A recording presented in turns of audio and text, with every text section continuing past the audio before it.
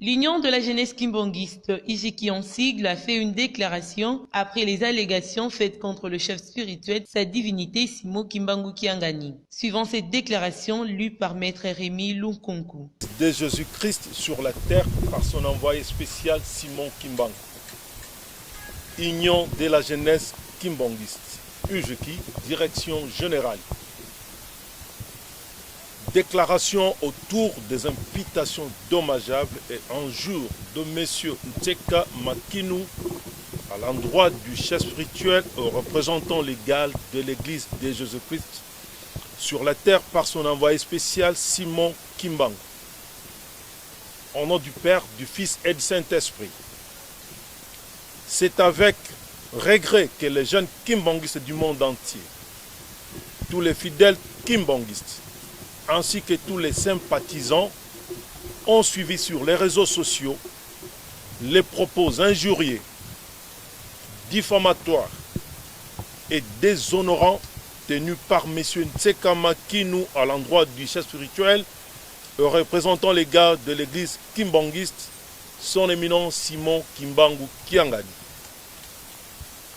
Dans cette déclaration, M. Nteka Makinu soutient que 1. Le président de l'Assemblée provinciale du Congo central, l'honorable Matusila, n'a pas la même valeur spirituelle que Papa Simon Kimbangu Kiangani. Car pour lui, Matusila est né dans la relégation et donc Matusila est plus fort spirituellement que Papa Simon Kimbangu Kiangani. 2.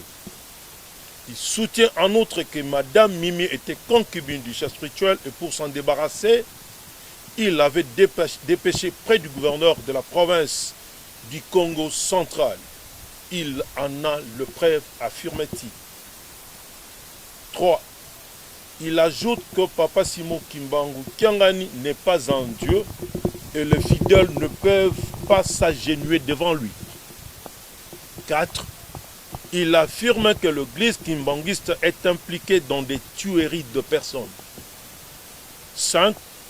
Il soutient également qu'il connaît où se trouve le corps de Papa Simon Kimbangu, fondateur de l'église kimbanguiste, pas Zankamba. Au regard de toutes ces allégations tendant à nuire non seulement à la personne du chef spirituel et représentant légal de l'église kimbanguiste, mais aussi à son église, la jeunesse kimbanguiste fait observer ce qui suit. 1. M. Nteka Makinu a méchamment et publiquement porté atteinte à l'honneur et à la considération du chef spirituel et représentant légal de l'église kimbanguiste, son éminence Simon Kimbangu Kiangani, en l'exposant au mépris public. Ce comportement est punissable au regard de l'article 74 du Code pénal congolais, livre 2. 2. Par ses outrages envers les kimbanguismes, il a également porté atteinte à la liberté des cultes et des consciences, fait prévu et puni par l'article 179 du Code pénal congolais, livre 2.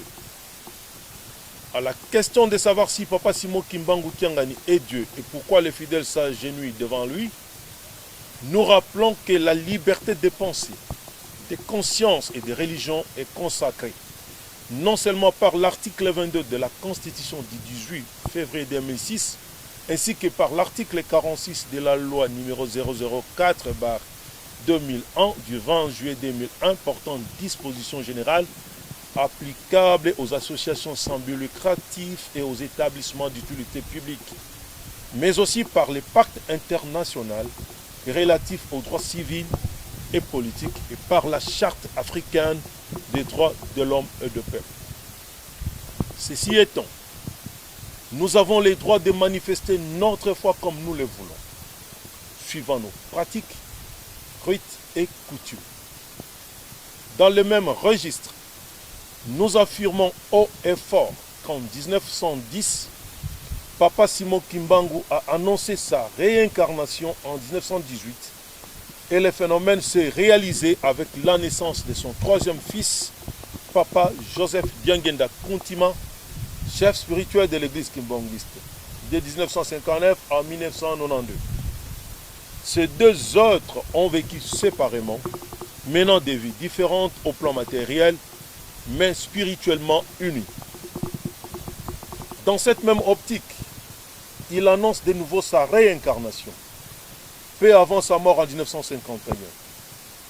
Ce troisième corps qu'a pris Papa Simon Kimbangu s'identifie aujourd'hui en Papa Simon Kimbangu Kiangani, l'actuel chef spirituel et représentant légal.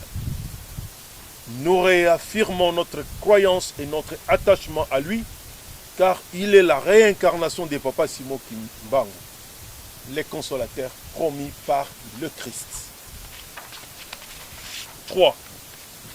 S'agissant des prétendues tueries perpétrées en Kamba, nous rappelons à M. Ntseka que l'église Kimbangiste est une église chrétienne, non violente, gardienne de la bonne moralité et des bonnes mœurs. Ces allégations sont gratuites et dépourvues de tout fondement. Enfin, nous rappelons à M. Ntseka Makinu que l'église de Jésus-Christ sur la terre par son envoyé spécial Simon Kimbangu est une église universelle et son chef spirituel gère plus de 22 millions de fidèles à travers le monde.